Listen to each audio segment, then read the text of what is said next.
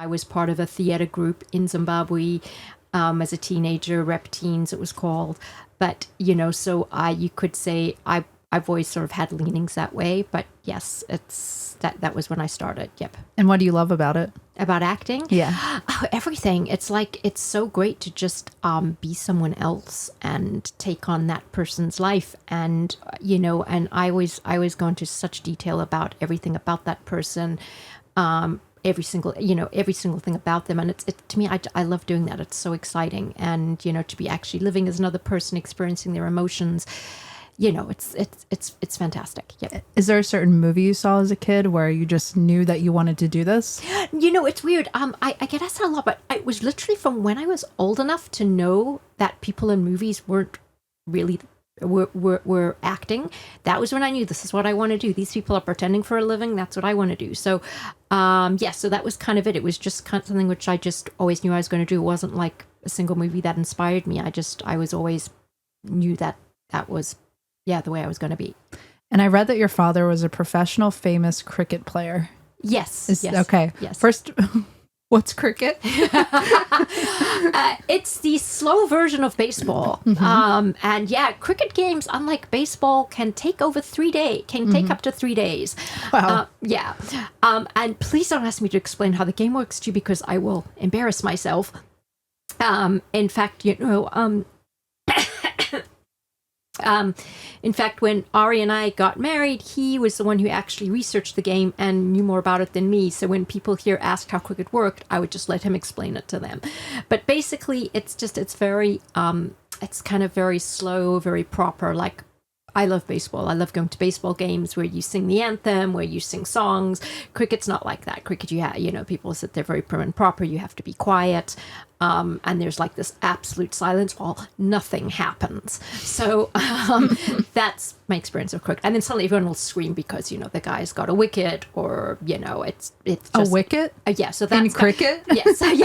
So wickets are, they're like three stumps that stand behind the guy batting. And so if the bowler hits one of the stumps without the batter hitting the ball, that's a wicket. So I do know that little tiny bit. But, and then, as I said, it's like silence. Suddenly everyone starts cheering.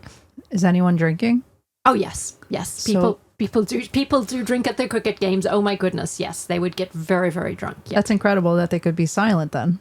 Yeah, with some corners, yes. Other, and I guess it depends on the cricket grounds. Like when we were in England... The place we went to was Lord's Cricket Ground is very, very proper. No drinking there.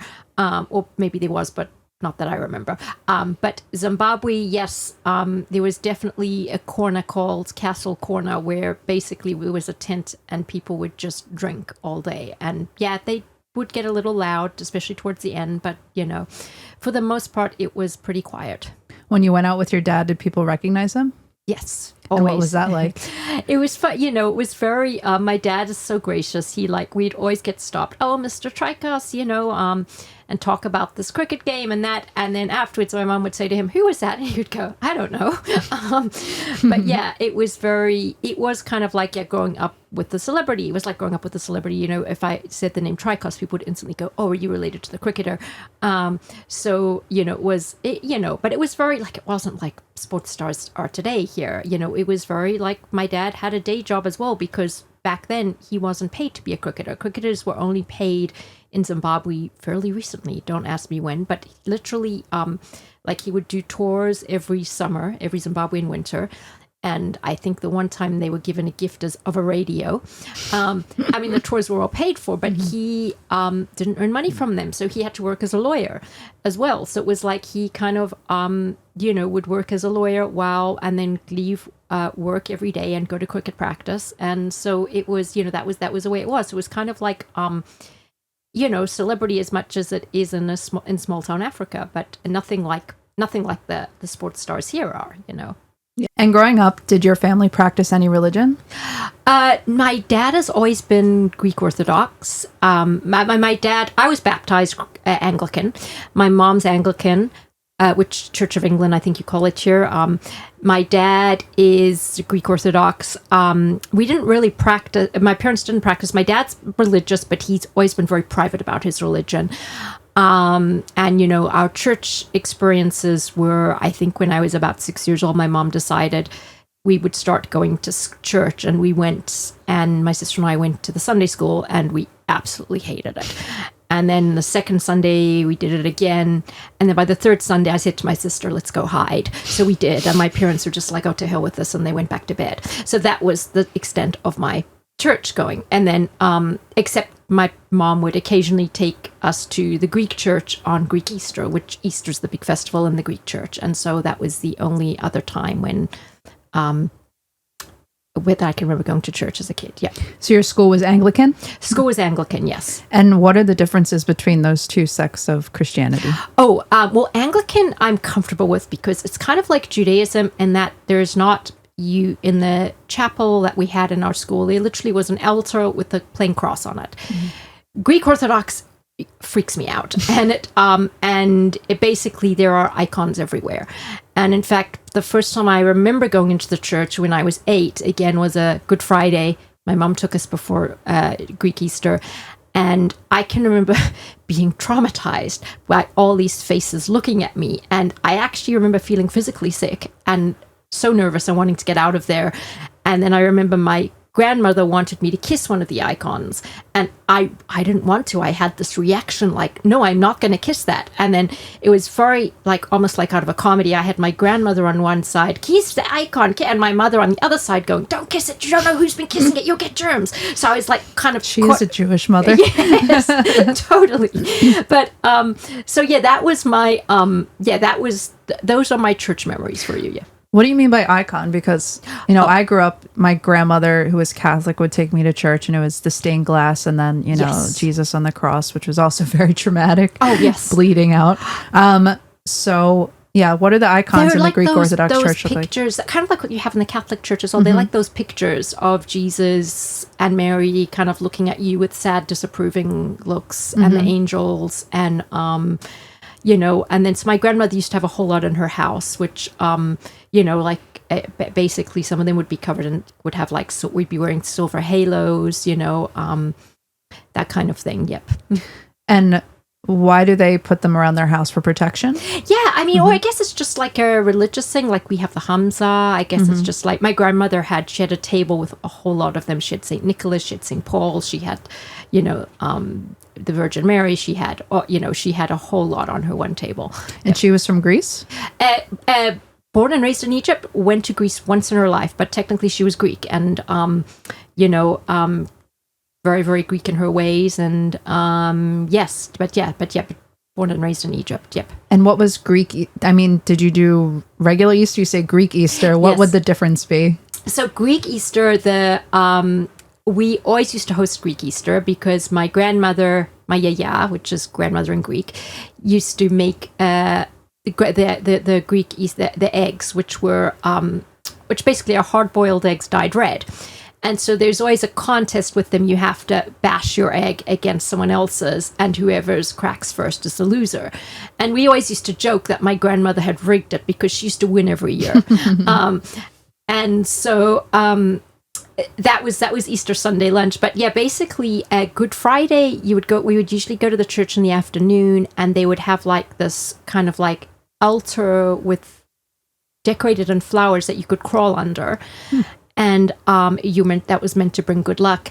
And then there was also, but the big service there was Saturday night, where I went to about once or twice during my childhood, where basically everyone is in church till around midnight, and then at midnight, basically, well, you don't understand a word going on because it's all in Greek. But basically, they then take you outside, and then the priest comes out with a candle, and then everybody's given little candles. And so literally, within a few minutes, the whole place is a blaze of light, and everyone's saying, Christos anesti, Christ is risen. And yeah, that's the big service. The Easter Saturday night is meant to be the big, super exciting one that everyone looks forward to and goes to. Yep. So did you enjoy that? And did you enjoy other aspects of Greek Orthodox or Anglican? I did. I guess I did enjoy it more from the social perspective. It was like, we're going out at night, and my best friend in high school was Greek, so it was like, I'll see her there, because literally every Greek in town was there on the Saturday night. So wasn't so much from the religious point of view. It was more from the social point of view. Yep. And did you eat Greek foods? Oh yes, of course. My grandmother was the best Greek cook ever. She basically made everything. Yep. Like what?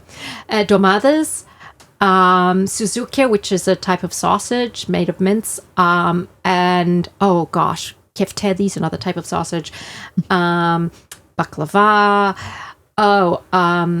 Basically, yeah, everything, but name a Greek dish, she knew how to make it. But her domadas were to die for. They were absolutely beautiful. Yep. A few of those cross into Israeli, Middle Eastern territory. Yes, absolutely. Baklava. Yes. Yeah, baklava. Yep. Mm-hmm. That's absolutely, great. Yeah. Did you really love the movie My Big Fat Greek Wedding? Oh, it was hysterical. And what was funny is that my sister took my grandmother to it and she didn't find it funny. It was like she thought it was a documentary. The only part she laughed at was when the Greek father, I think, describes the husband-to-be's parents as dried toast. And my grandmother thought that was hysterical. She was like, yes, they're just like dried toast, But yeah, so... yeah, no, I did love that movie. It was spot on. Yep. Okay, great. So going back, did you believe in God when you were little? Yes, very much so. What did you think God was? It's interesting because we haven't touched on this, but I don't know if I told you on other times. I was sent to a Jewish school when I was 3. So my groundings in religion were actually in Judaism because I didn't really learn about it at home. So I did see God in the Jewish sense of the word Hashem. And yes, so I really only learned about Jesus when I was 5 or 6. So so basically and then from the bits my mom taught me in between, because she did teach us some religion, God was like a loving father figure, and and basically, you learn that everything is his will, all of that. And I did grow up religious, and by myself, my parents weren't religious. I was always like the sort of seen as the religious sister who was praying and all of that. I kind of always and reading my Bible, only the Old Testament I found. So it was always that was always a big part. I've always believed in God, put it that way. Yep. Why were you sent to a Jewish school? Very good question. My mom says it's because it was one of the best schools. And interestingly enough, in Zimbabwe at the time, we had, it wasn't just Jews at the school. Like, we actually had Muslim kids, Hindu kids, Christian kids. It kind of like was, and it was really cool because they all took part in the holidays. And but my mom, it was a super good school. I personally think it was because my mom, like myself, as a Jewish neshama, and she's always had an affinity with Jews. I think that was part of it. And then, afterwards I was sent to the Christian family school, which was where like all the women in my family had gone. So it was, I'm not exactly sure on that, but it was, that's the reason my mom gives when she talks about it. Yep. And how long were you there? I was there 2 years. Yep. From when I was 3 to when I was 5. Yep. And you remember it? Very well. Yep. Wow. Because during that age, you don't really remember things. So it's like, what vividly stood out to you about it? So I remember the sukkah, and I have photos of myself in the sukkah. And then the one lasting memory I have from that period was, it was Sukkot, and our teacher said to us, everybody, tell your parents, come tonight, we're going to be having a big party in the sukkah. And I got it into my 3-year-old head that if we were going to be coming to school at night, my parents would make me stay there till the morning. So I told my parents about it, but I said kids aren't allowed. So of course my parents weren't Jewish, they had no idea. So they show up, and then the next day they were like, oh, your friends were there, kids were allowed. Why did you tell us that? But so that's one of the things I remember. And then I also remember Purim, my mom decided to dress me as a tennis player. I have no idea why. And I didn't even know what a tennis player was. I was, again, all of 3 at the time. And I'm standing there. There's a photo of me looking really not happy because all my friends were dressed as Princess Esther and like in these long, lovely dresses. So, yes. So those are, and then of course, like every Friday we had like a, almost like a rehearsal Shabbat dinner. One person was the father, one person was the mother, one person was the child. And we like sung Kiddush and, over a grape juice. And, and that was like the thing that we did every Friday. I remember that very well. That's so cool. Do you have any Jews in your family? Interestingly enough, my one great aunt who passed away was Jewish and a Holocaust survivor, and and she married into our family. But yes, I mean, I strongly suspect my mom's family actually were Jewish. And as I later did a DNA test and found out I am 45% Jewish by blood. Yeah, Ashkenazi Jewish. Yes. And her family's from Ukraine. Ukraine, yes. Okay. Yeah. So what did you make of that? Like, so 45%. Yes. Yeah. It's. What did she know? Like, did you tell her? Of course. And what did she say? Oh no, my mom was like, she was thrilled too, but she kind of always knew it as well. It was like my mom always suspected. See, my great grandparents, when they came out to Rhodesia from the Ukraine, they never said they were Jews, but they never said they weren't because they were communists.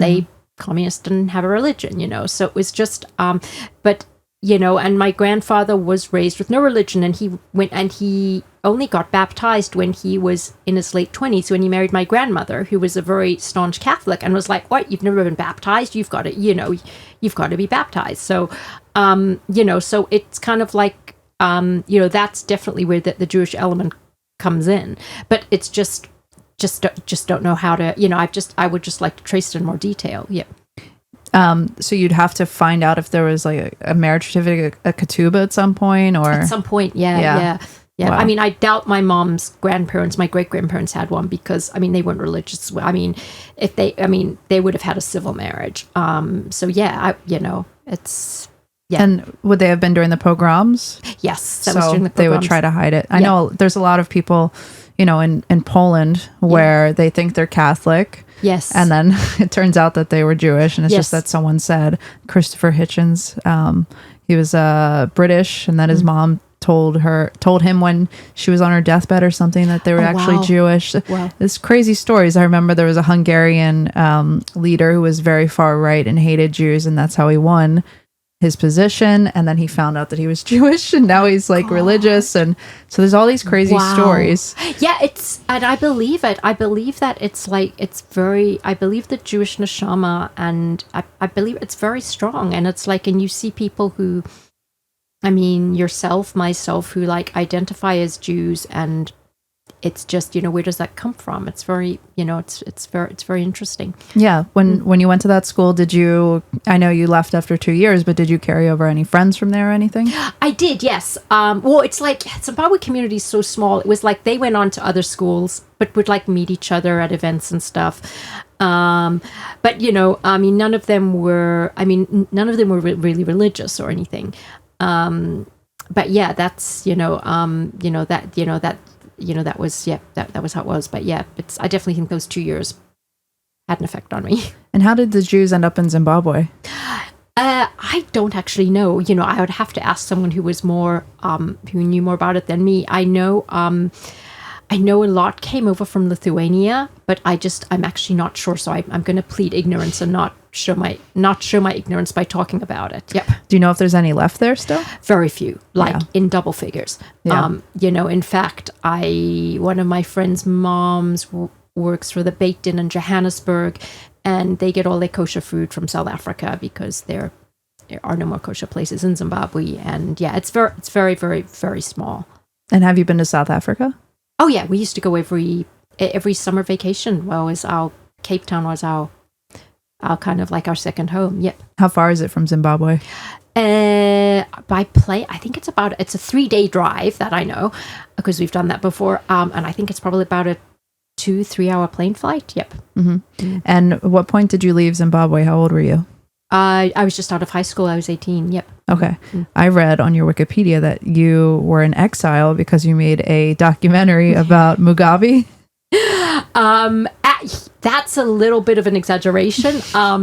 I did make the documentary after we'd left, thank God, but it did stop me going back there. Because basically I interviewed refugees who had been forced to flee, who'd been tortured by Mugabe. And basically, the film did very well. It screened in a lot of festivals over here. But basically, word got back to me that, if you go back to Zimbabwe, you're going to go to jail. And basically jail in Zimbabwe is no joke. So, was not going to take that risk. Yeah. Was that your first foray into filmmaking? That was, yes. Wow. That was, yeah. Mm-hmm. Why do you think it was important to tell that story? Because it was I just immigrated to Australia and people were very ignorant, for want of a better word. They didn't know anything about Zimbabwe. Most people in Australia would say to me, would not know the difference between Zimbabwe and South Africa. A lot of people would say stupid things like, oh, well, you're from South Africa, you're part of the apartheid, so, the white farmers deserve to be kicked out of your country. I'm kind of like, no, first of all, it's a different country, and second of all, I was not part of the apartheid. I grew up as a minority, actually, under Robert Mugabe, and the eviction of the white farmers had absolutely nothing to do with apartheid or anything like that. So that was technically why I made it. And I also wanted to show, like, look, this is not a race issue. This is also look at all what Mugabe's doing to his own people, because two of the people I interviewed were, they were opposed to Mugabe politically, and they were literally tortured and left for dead. And so, and they, thank God, got, refugee status in Australia. And but these guys were literally electrocuted, and it's a miracle that they're alive and they were able to tell their story. So I kind of just wanted to expand people's minds, because people are very ignorant, and it's they kind of they don't see the full picture, they don't see all the different parts. So I basically that was my reason for making it. Yeah. Wow. And is that why your family went to Australia, because of him? Basically, yeah. Things were going really bad in Zimbabwe. He had become incredibly corrupt. And yeah, my dad was just kind of like, I'm not waiting around for it to get worse, and so we left. Yep. What did it become like under him? I mean, basically, well, it was a dictatorship, and it had been for years. But because it's kind of like I guess it's kind of like being in an abusive relationship. You kind of, it's not, and I'm sorry, I'm using that to because I'm thinking of how Danny described LA at one point. You love it, but it's not perfect. But, life was technically okay. So we had elections every couple of years, but anyone who opposed him died in a car accident. You weren't allowed to ever say anything bad about the government. If you did, you went to jail. So it had been going that way for a long time. You couldn't drive past Mugabe's house after 6 p.m. or you got shot dead, so like stuff like that. It was, and it basically just started to get worse and worse. So it was, it's like, I mean, do I have time for a very quick story? Like, what's the orange? Yeah, we're at a half hour. Okay. So, so a story I'll tell you is when we just immigrated to Australia, I can remember my sister was going to a demonstration at college and she invited me to come, and I broke down screaming and I begged her not to go, and I said, I don't want you to get shot. And her friends who were with us cracked up laughing, like, what are you talking about? Because in Zimbabwe, every time you demonstrated, the army came out and shot you. So that was kind of how it had become, so like by the time we left, there was a lot of people were very unsettled, a lot of people were starving, but these people, if they turned out to riot, the army would come out to shoot them. So that was kind of like, it was a pretty terrifying, horrible situation, but, like a lot, like what happens with most dictatorships. So that was, we kind of left when we did, but, it just, yep. So that, yeah, we did leave directly because of politics. As I said, my dad, who was was a celebrity in Zimbabwe, I admire him greatly for doing this, but he basically started anew in Australia where nobody knew who he was. But he did that for us to have a better life, and for us, because it's just, you can't, I mean, and anyone who's lived under a dictatorship can appreciate this. You can't live your life like that, being afraid to speak out, being afraid to, to do this, and people being able to threaten you and say, oh, I can tell so-and-so that you said that against the government. It's a very scary way to live. A lot of people are dealing with that now. I mean, we're in LA. We know a lot of Iranians. Yes. They escaped for the same reason. Exactly. They did. Yeah. At what point did you become interested in Judaism? Well, I like to say when I was 4, I came home from nursery school and told my mother my name was Chloe Cohen. And that became a joke in our family. But yeah, basically it's, it's very bizarre. I had an affinity with Judaism I can't explain. I can remember when I first learned about the Holocaust, I became obsessed. I could not read enough about it, it affected me on this whole new level. I would have these vivid nightmares. And I was 15 when I said I wanted to be a Jew. And my dad said, "You're a kid. You don't know what you're doing. You're not don't change your religion now, you know." And he was right, because you really, you know, you can't make decisions like that when you're still in school. And yeah, and then it was just like we immigrated to Australia, and it was like everywhere I went, Perth, which has a tiny Jewish population where we first met, I ended up making friends with probably a girl from one of the few Jewish families, you know. It was like everywhere we went, I found myself friends with Jews or dating Jews. Or when I moved to Sydney, I was in the suburb where a lot of Jews lived. So it was almost like I was like, someone was like almost pointing me there. It was, you know, and every time I was with Jews, I was just always so comfortable, so happy. You know, I knew this was where I was meant to be. Yep. I totally relate. How is it different from how you grew up? Like, because Greeks are also probably really lively and colorful, and they are, and there is that same similar sense of family culture. But there was something magical about Shabbat, which I know from your story, which I love. The first time you went to a Chabad, which I can totally relate to. My first Shabbat dinner, there was something just very special about it, and I was like, I love this. And as I said, I was always someone who believed in God. And I remember when we moved to Australia, my sister decided to join a church. And I went with her for like one Sunday, and then I couldn't go through with it. And then my sister actually went through with being confirmed. I remember my mom saying to me, you know, again, my mom often had these guilt things about not raising us religious. She said, "Well, Chloe, maybe you should do it." And I remember saying, maybe I will. And I knew at the time I never would. But it was like every time I went into church, it was like, okay, this is, you know, maybe I'll come back next week. But when I first went to a synagogue again, after not having been in one since I was 5, I was like, this is it. You know, I'm coming back next week, you know. What was your first Shabbat dinner? Was that at a Chabad or someone's house? No, that was at my, I think my first Shabbat dinner, I'm just trying to remember back. I think that was my friend Karen, who I was at college with. And and it was at her family home in Perth, and it was just, it was amazing. It was beautiful. What did you love about it? You know, it's hard. There's just something there, you know, you can't explain. Like, I just love the traditions, the Kiddush, it was just very, I don't know. I just felt like I'd come home. Yeah. For me, it's like, I think Friday night dinner is more popular because you go from rushing. You're so tired. Yes. And then it's just a complete shut off once you light those candles. Oh, yes. And you wonderful. Just feel God like right away. Oh, yeah. And then next 25 hours, it's all, you're cut off from it all. I love it. Yeah. Yeah. So when did you begin to study? What did that look like? When did you decide I want to become a Jew? So, ironically, I decided during the Lebanon War of 2006, I started going to shul. I'd met a Jewish family. And I was interested in converting. But a lot of my Jewish friends said to me, "Don't do it. Don't convert. Everyone hates us." So I was like, okay, I won't convert. But when that war broke out, I was so passionate about it. I decided, I was so angry at the way the Australian press were portraying Jews in Israel. And I realized, no, I'm with these people. And that was kind of when I made my decision. And so I'd been going to the shul all along, a reform shul actually. But as you know, it's like, it wasn't that I thought reform was easier. It's just that, you know, from when you're a non-Jew, it's like it's all the same. Reform, conservative, Orthodox, you know, you don't really know. But I had an affinity with that rabbi, who's still a very, very dear friend.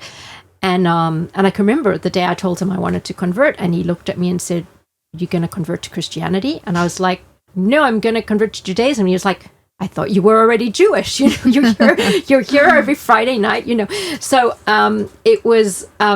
So that was kind of, you know, and that was kind of the thing which pushed me. It was like, and it's interesting because now with October 7th, I know so many people who are Jewish who weren't religious before or who didn't affiliate before. It's like they've somehow, you know, they're kind of like becoming religious. It's almost like bad things happen to push us. I don't know. But that was kind of, I mean, I would have converted anyway, but that was kind of the thing which pushed me then. And And so I did my Reform conversion. And then when I moved to LA, I wanted more. You know, it was not enough for me. I wanted, I wanted the whole walking on Shabbat, not touching anything electrical. I loved that. And I thought, no, I want to do Orthodox. So when I moved to LA, that was when I began my Orthodox conversion, which You skipped over conservative. Yes.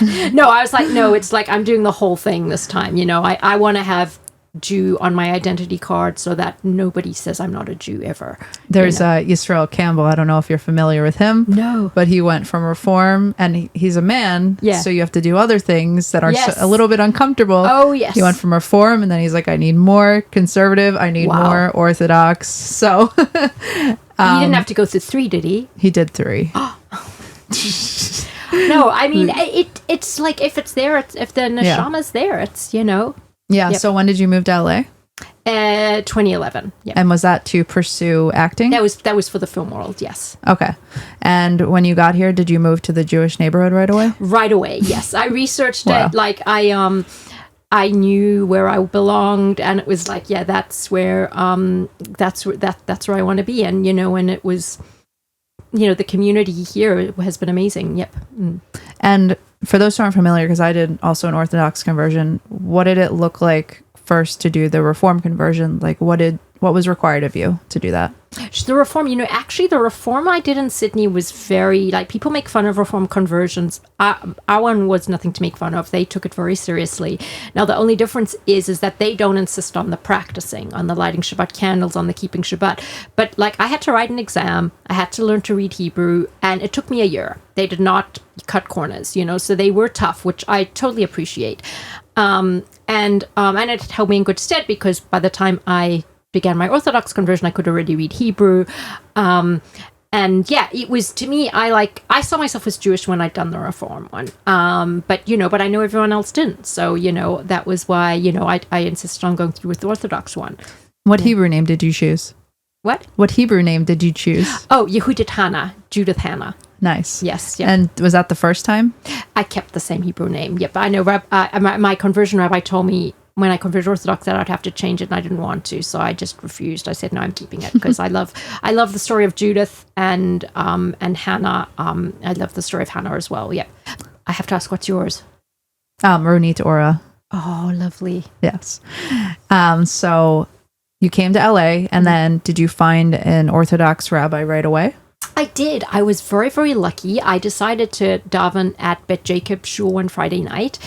And Rabbi Posey there spoke, and he spoke beautifully. And I went up to him afterwards, and I introduced myself, and I said, I still hadn't actually moved to LA yet. I was still checking it out. And I just told him, you know, where I was from. And he immediately said, do you have a place to go for Friday night dinner? And he set me up with a household. And I thought, that's great, you know. And Rabbi Top as well at Jacob's been amazing. So, yeah, so it was kind of like I just sort of went there and never left. They were wonderful. Yep. And when you decided to convert Orthodox, what was then required of you?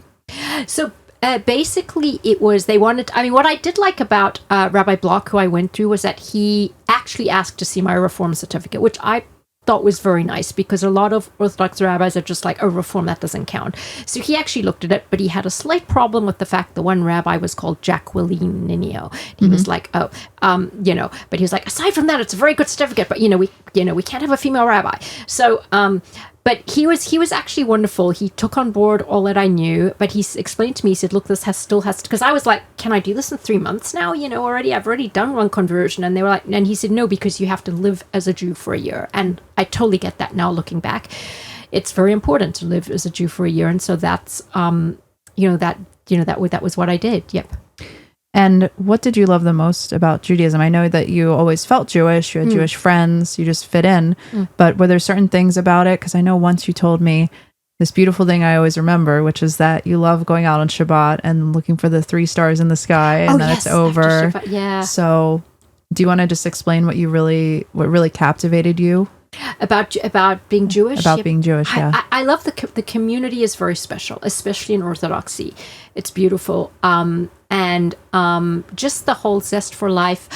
About the what I love about the religion itself is that it's not, it doesn't hit you over the head with this is right, this is right, this is wrong. I mean, well, aside from the things that are generally are right and wrong, but it doesn't tell you that if you don't believe this, you're going to burn in hell, which Christianity does. And that I always had a problem with. And at what Judaism teaches, it's a very much a realistic religion. It's like my mom always taught us to do good things, to help, to give charity because it's the right thing to do. Whereas in Christianity, they teach you give to the poor so you go to heaven.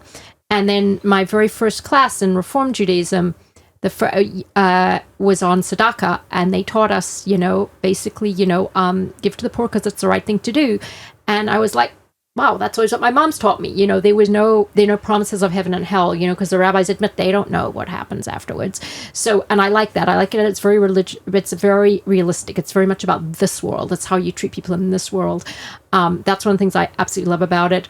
There's no fear of hell, which I love. It's not a religion that takes people by fear. But most importantly, I love Shabbat night. I love Erev Shabbat, making Kiddush. It's just a beautiful experience. I love the holidays, and I love the celebrations, like the weddings. Like one of my greatest moments, I'd say, was watching my dad do the hora. So yeah, I love that. And Jews have, it's like, it's to life. That's, sums us up. It's about life. It's about living. It's about, enjoying this life, doing the right thing in this life. And I like that. Yep. And speaking of your dad and your mom, what did they think of it when you converted? My mom was always supportive. My mom, for most of my childhood, I can remember my mom always rolling her eyes at Christianity going, I'm going to become Jewish. And then whenever Christians knocked at our door, my mom would always go, I'm sorry, I'm Jewish, and shut the door. So I kind of grew up with that. And my mom always raised me to see Jews as being on a whole new level, as being higher than, the average person is like, oh, they're Jewish, you must respect them. Like, it's like they're a holy people. So she was ecstatic. My dad has always been supportive. My dad was just concerned from a safety perspective. He was like, well, what happens if you want to go to Egypt? What happens, it's like, because he was aware of anti-Semitism. My dad, before he became a lawyer, was a history teacher. So he, expert on the Holocaust, expert, on the state of Israel. He's very, very pro-Israel. And he knows, about anti-Semitism and about how Jews and Israelis are hated. And he was more afraid for me. But he was, 120% supportive. They were at my conversion celebration when I converted. They were at, obviously at my wedding.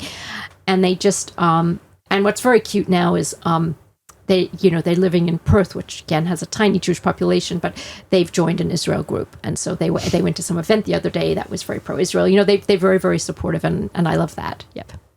Why would you ever want to go to Egypt? Oh, well, my family were from there. I know, but that's the place that enslaved the Jews. Exactly, so true. I know. Are you not supposed to go there as a Jew? I think you're not supposed to. Well, I take that to mean you shouldn't live there again. Yeah. I don't think visiting is, because I would love to. The history there fascinates me, and also my grandmother used to talk about her childhood. I would like to see the places where she grew up and stuff. So, so from that perspective, no, I would never live there again. Not listen to me. Never live there. Yep. Hopefully when it's safer, we can visit. Right now, it's a little dicey. Oh, yeah, absolutely. Yep. Great. And is your mom going to convert? No, my mom's not. My mom's still not religious, but she does. She definitely is very, very Jewish in her outlook with everything. And is it's very cute when I go there. When I visit them in Australia, my mom's so sweet. Every Friday, she's like, Chloe, just tell me what lights you want me to switch on for you.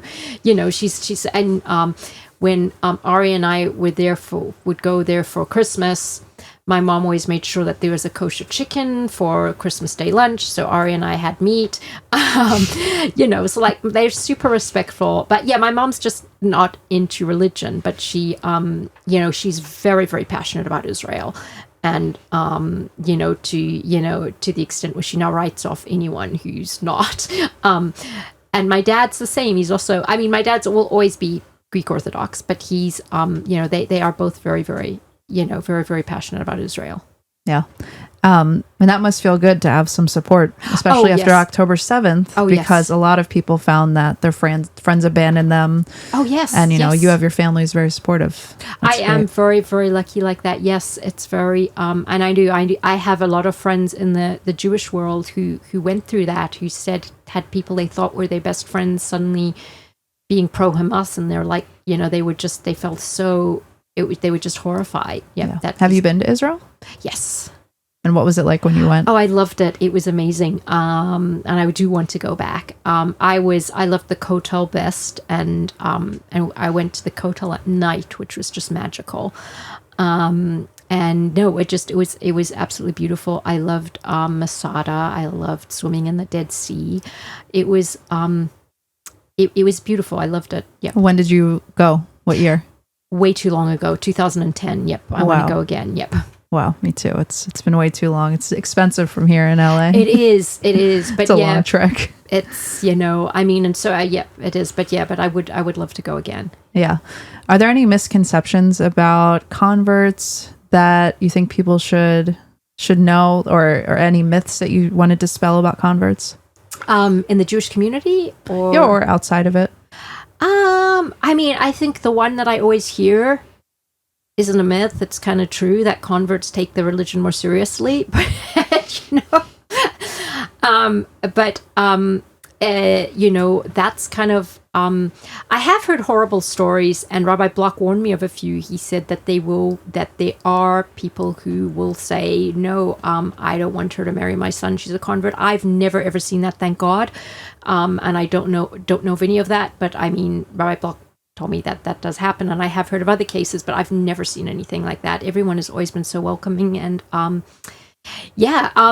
I guess it's just, you know, I mean, it's so, I think it's just, with me, it was just like when I converted, I did laugh because I hesitated about telling my friends who were very devoutly Christian, because I thought they would be thinking I was going to hell, but they were actually incredibly supportive.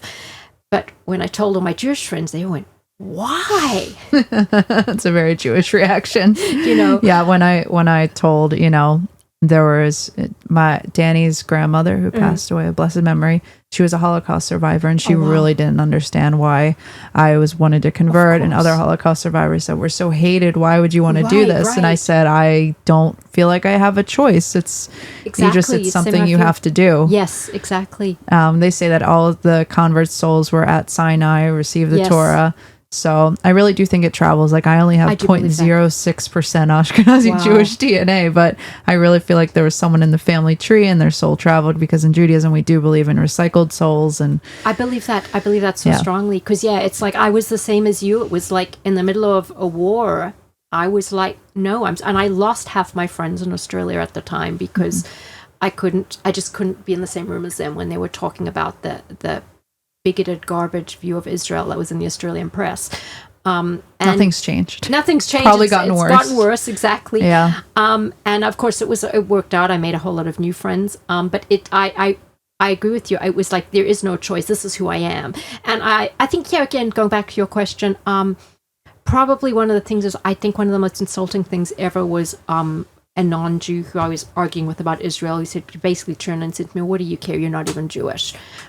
That's probably the most insulting one, that they kind of can't get that I am, you know, so passionate about being Jewish, and, you know, in their eyes I'm not Jewish. But not that bothers me, but that was probably just one of the things about converts. Yeah, I found that also part of the Orthodox community, they are the most welcoming. Yes, I've only had insulting experiences with people who were not part of this community. So true. Yeah.